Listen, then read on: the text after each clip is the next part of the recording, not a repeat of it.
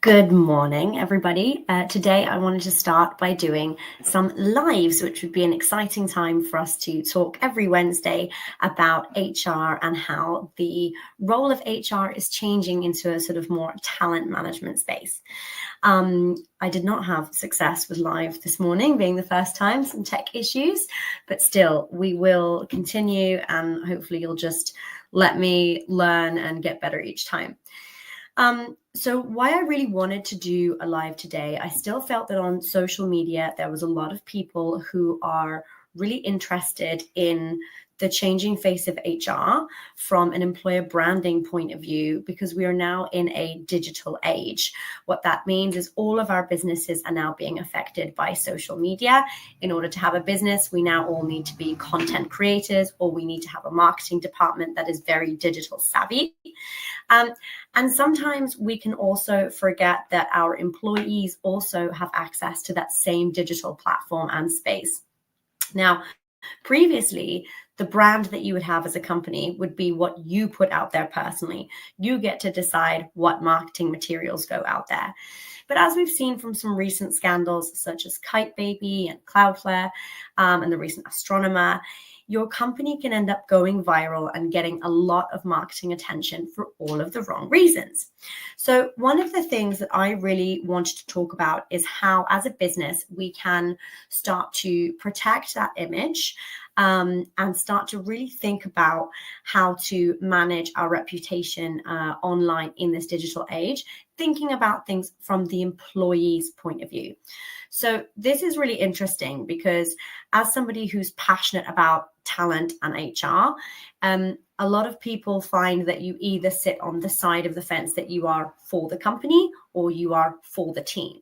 However, I'm of the opinion that if you do what's best for the team, that's ultimately also best for the company.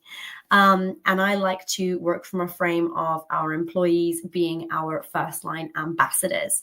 And especially when we're looking at being in a digital age, at any point in time, any one of your employees could go on TikTok, could go on Twitter, could say something about the company internally, and they could publish that externally to your customers.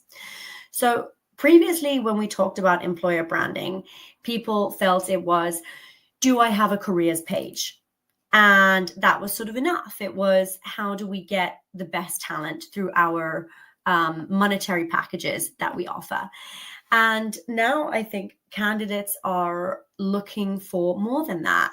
Candidates that are entering the market want experiences, they want growth, they want development. But also, we now need to make that critical link between how our candidates perceive our company and our clients perceive our company, but also how the clients see we are treating those candidates or those employees. Our customers are now making choices of where to spend their money based on if they feel your company is aligned with their values. So what do we mean by this? For those who haven't seen the Kite Baby scandal, it was a baby company who produced organic baby wear, soft bamboo materials, clothes like that, if I'm not mistaken. And one of the employees needed to work remotely because her baby was in the NICU. The CEO said no.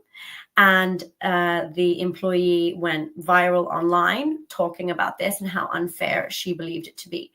And a lot of the consumers felt so as well, because at the heart of the company, the supposed values and mission were about babies, mothers, parenthood, that experience, that importance. And it didn't feel that all of those values they were talking about through their company wasn't actually being threaded through those policies. And so this is what we're talking about when we think about your employer branding. It's not just about what you are putting out to attract candidates, but also what you are doing to keep the candidates you've already got. And also to see, are we actually demonstrating behaviors that align with the values we say we have? This is what's really important, especially because with the Kite Baby scandal, the public backlash was instant, as is social media. It went viral so fast, and the consequences of that meant that they lost consumer trust. They damaged their reputation. And it then left a lot of the internal staff with morale problems and difficulty. So your employer brand will be exposed online if the employee experience is not matching your marketing message. Okay, so that's the takeaway I really want us to all think about from this, is that if we think about our employer branding and we think about the employee experience, and those two things have to match so that the values you are putting out into the world are also being threaded through your company. Now, all of this can feel really overwhelming as a business. You think, well, where does this let me, where do I start with this? How do I even begin to think about what I need to do? And so one of the things I absolutely love is looking at the employee life cycle as a journey that we take our employees through from start to finish. Okay, so that means from the minute that employee comes into your business to when that employee leaves your business, what are those checkpoints and touch points that we take them on that journey? There are many different cycles. I'll try and share one after that I really like due to my tech issues. We start with attraction. So how we get those candidates in. This is where most people think employer branding ends, and it really doesn't. But this is the beginning bit where we think about, okay, what does your careers page look like? But also, what journey and experience are you selling to those candidates? What benefits packages do we have for them? Not just about financial, but what are you offering them? What are they going to gain from working from you here? We need to make sure that then our recruitment is fair, transparent, your hiring policies. What does that feel like? The onboarding is then another stage. How do we bring them into the company? And each one of these stages I will go through over the next few weeks, because when you are onboarding, it's not just about the logistics of do they have a contract. It's about making sure that the impression that you're giving to the company then often lasts and affects your turnover. For example, are you onboarding them by just giving them a checklist of here's your keys and this is where your locker is? Or are we also helping them feel part of the culture? What is your culture? What are those expectations and norms? Development, performance. Then we go on to retention and then the exit. And different life cycles divide this up, whether you see it as 7 or 9 stages, for example. But the importance is to think about what is the employee journey and that life cycle from when they enter your company, before they enter, when you're trying to attract the best candidates, to when they're leaving, what impression they're leaving out in the world of your company. And if we list down each one of these checkpoints and we thread through that idea of your branding, for example, if you believe we are a baby company and we are super proud to be a baby company, well, then we better look at your policies. How's your maternity? How's your paternity? How's your NICU? All of that kind of thing. So it's making sure that the message you're sending out into the world is matching that internal employee experience. So what you can do really to start today is you could think about what are your cultures and values that you are putting out there to your clients? What is it that you want them to think about when they think of your company? Do your employees, if you pick the employee that you've had a grumble with or a grievance, does that employee say the same thing? Have you done everything you can objectively to make sure that that person is still an ambassador for your company? What could we do if not? So today I just wanted to do more of a tech test and everything for the lives. So I'm going to end it there. And I just want to say, what do you think is one stage of the employee journey that we've just been on that you could improve right now?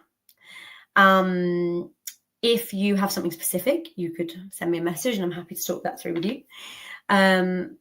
Because I do both strategy and operational support. And the most thing I wanted to do really today is I wanted us to start having a space that we can connect over this changing role. Again, I mean this changing role from HR of being admin back office to really being forward facing and thinking about the future of how can we align our business and align our HR so that we feel we're all moving together in the same direction. And this is especially important now in the digital age, where social media means things can go viral in minutes. And I want you to think about the worst situation you've had in your business with an employee. How would you feel if that turned into a TikTok tomorrow and all of your customers and clients could see it? And that's really what we're talking about here. We're talking about future-proofing your business and putting you in a position that you are stronger than the competition, because the clients know your values and your employees know your values. Let's leave it there. Please send me a message.